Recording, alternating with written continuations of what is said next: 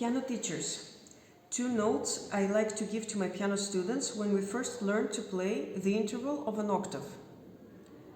We of course are talking about hands that already can reach, without putting too much pressure and force, an interval of an octave. Let's say we're going to play the C major scale in octaves, right? It's important to have the wrist almost parallel to the keyboard all the time, and not too high nor too low, because that way we create pressure to the blood to flow to our fingers. So we're going to try and play having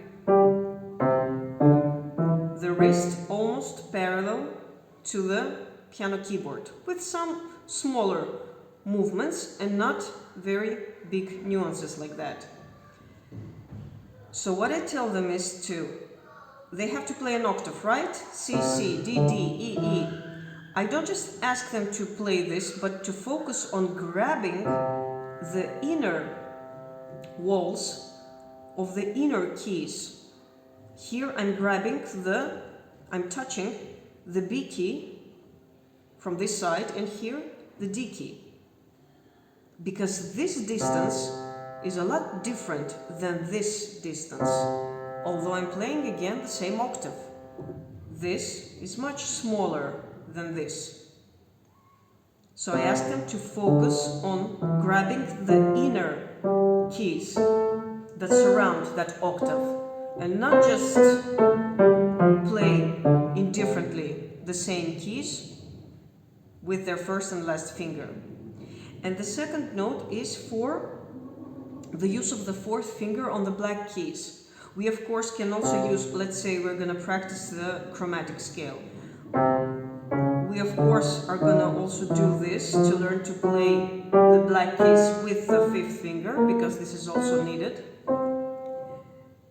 But then again, I'm going to show them how to play it also with their 4th finger. And why is that? Because it's already a longer finger than the 5th, and it doesn't have to move all the time up, down, up being the black keys, down being the white keys. The 4th finger is already touching my black key. So this movement becomes much more natural than this. Here I'm doing a lot of angles, and when I'm using the 4th finger, the movements and the distances are smaller. So these are these 2 notes plus the wrist for teaching octaves to a hand that already can reach this interval. Have an effective practice.